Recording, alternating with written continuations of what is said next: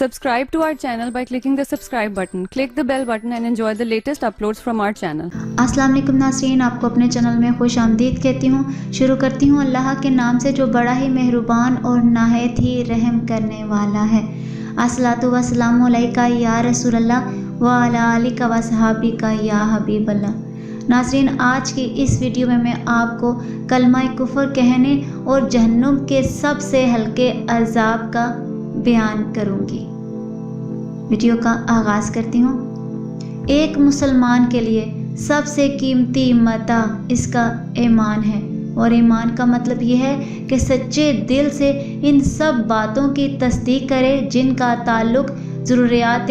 दीन से हो। और ज़रूरियात दीन से मुराद दीन के वो मसाइल हैं जिन्हें हर ख़ास व आम जानता हो, मसलन अल्लाह अज़्ज़ व जल का एक होना, अम्बिया की नबूवत, नमाज, रोज़ा, हज, जन्नत, दोज़ख, क़यामत में उठाया जाना और हिसाब किताब होना वगैरह। ये भी याद रखिए कि किसी एक भी ज़रूरत दीनी का इनकार करना कुफ़र होता है, अगरचे बकिया ज़रूरियात दीन का इकरार किया जाए।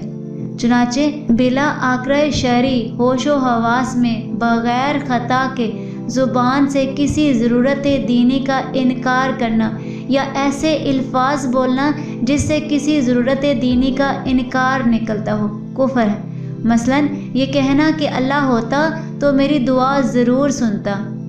या किसी नुकसान पर यह कहना अल्लाह ने ये बड़ा जुल्म किया। नाज़रीन, ये कुफ़र है। लेकिन याद रहे कि अगर आपके सामने कोई शख्स माज़अल्लाह ऐसा कलमा कह डाले जिसे उलमाए कराम ने कुफ़र करार दिया हो, तो उस पर फौरी तौर पर कुफ़र का फतवा लगाने से भी परहेज़ करना चाहिए कि इसी में आफ़ियत है, क्योंकि हो सकता है कि आपके समझने में गलती हुई हो और वो कलमा कुफ़र ना हो, या फिर वो कलमा तो कुफ़र हो लेकिन उसके कहने वाले को काफिर नहीं कहा जाता हो। इसलिए राह सलामत यही है कि ऐसा शख्स एहतियातन तजदीद ईमान करने के बाद फ़ौरन किसी मुफ्ती साहब से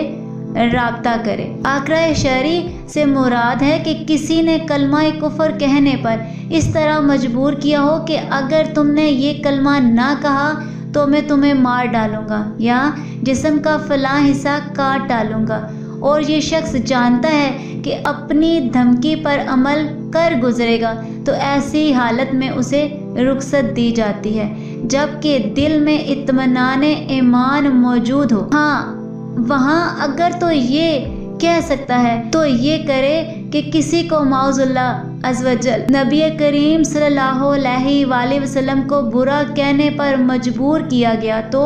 वो अपने दिल में किसी दूसरे मोहम्मद नामी शख्स का ख्याल लाए और उसे बुरा कह ले।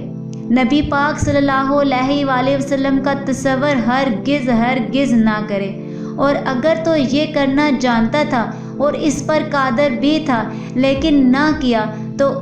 इस पर हुक्म कुफ़र है। अगर कोई शख्स कलमा कुफ़र बकने के सबब काफिर हो जाए तो इसका एक नुकसान तो ये होगा कि इसकी पिछली तमाम नेकियां बर्बाद हो जाएंगी और तौबा के बाद भी वापस नहीं मिलेंगी, जैसा कि कुरान पाक में अरशाद होता है, व मई यकफुर बिल ईमान फ़क़द हाबिता आमलुहु, यानी और जो मुसलमान से काफिर हो इसका किया धरा सब अकारत गया। ये सूरह अल-माइदा की आयत नंबर 5 है।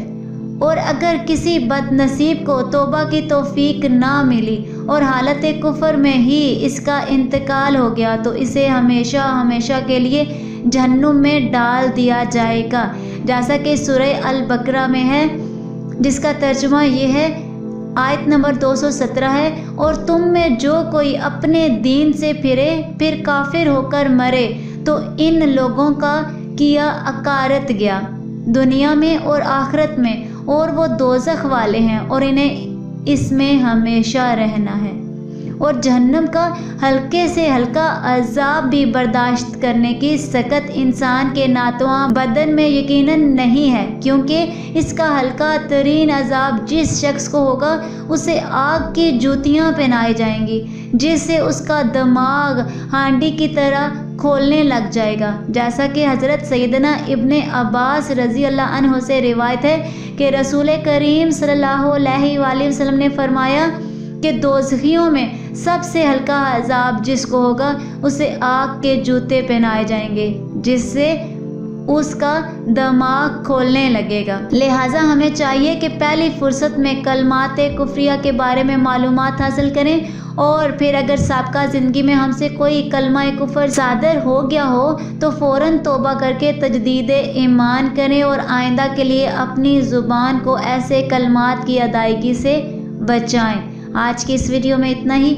دعا میں یاد رکھیے گا، ملتے ہیں اگلی ویڈیو میں، تب تک کے لیے اللہ حافظ۔